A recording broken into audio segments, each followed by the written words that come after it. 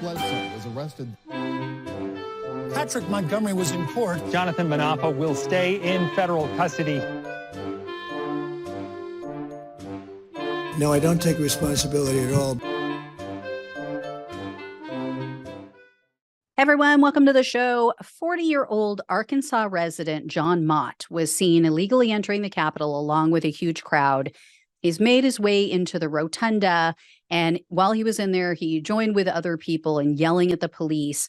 They were blocking a doorway leading to other parts of the building, and so everybody was pissed off, of course.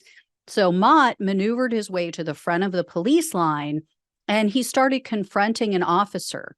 So the officer used his baton to try to block Mott from advancing further. And at that point, Mott grabbed the baton and then he pushed it away and he screamed at the officer, quote, "Don't touch me. If you don't touch me, I won't touch you." So this is while Mott is pressing his body against the officer's baton in hand. So yeah, you're already touching me, guy. So anyway, then somebody behind Mott pushed him into the officer. And then a short time later, Mott got into an argument with another officer. Then he moved to the center of the rotunda and he just started screaming, just started shouting. And then sometime after that, additional officers came into the rotunda and they started corralling the mob. They started pushing them together and toward the exit. Well, instead of leaving, Mott moved in front of the police. He tried to block them. And he continued to get in officers' faces. He was confronting and challenging them. This is all while they're trying to get the crowd out of the building. So eventually, after 17 minutes of him being inside the building, he was finally forced out. But unlike most others, Mott didn't post on social media, but he did set up a Give, Send, Go. He set up a fundraising page to raise money for his legal fees. And it's something, I'll tell you. The image at the top of the page is of a wooden cross, and hanging around the top of that cross is Jesus' crown of thorns.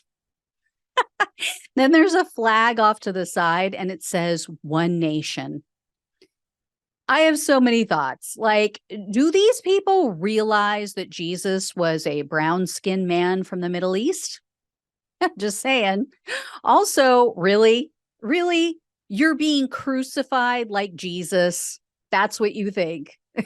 You broke the law. Woman up and take your punishment. Anyway, like I said the other day, these people live in a perpetual state of victimhood. So Mott was arrested on May 13th of 2021, and he was charged with entering a restricted building or grounds, 2 counts of disorderly conduct, and parading or demonstrating in a Capitol. Following his arrest, Mott told the FBI agents that it was bad people, that's a quote, like Antifa, who broke into the building. And then he said that other people, the good people, again, a quote, entered the building after Antifa opened the doors. Mott also said, quote, "I ain't going to apologize to nobody because it's my right."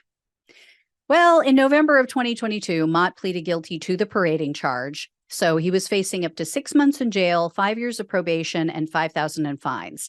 However, the government requested only 30 days in jail, 3 years of probation, 60 hours of community service, and $500 in restitution.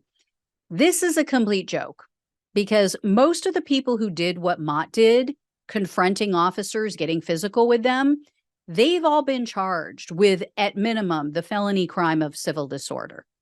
So these prosecutors gave Mott a complete pass.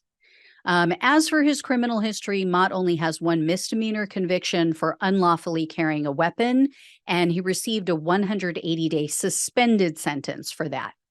And when the FBI arrested him for January 6th, they found 2 silencers in his home, and they didn't have the required identification markings or the serial numbers on them. However, they didn't say if there have been any charges filed for that. They're probably just going to let it go like everything else he did. So U.S. District Judge Royce Lamberth presided over Mott's case, and there aren't any publicly available details about what may have happened in court. But Judge Lamberth sentenced Mott to 30 days in jail, 3 years of probation, a $500 fine, and $500 in restitution. Not enough. Not enough, but at least Lamberth gave the prosecutor what they asked for, you know. Again, the prosecutor in this case completely dropped the ball. This guy showed no remorse. He got physical with the police. So this is a joke. What they asked for, what they got is a joke. Anyway, guys, if I hear any more, I will let you know. Thank you so much for watching and listening. Please like, share, and subscribe. Please donate if you can. Love you guys. Take care, and I'll talk with you soon.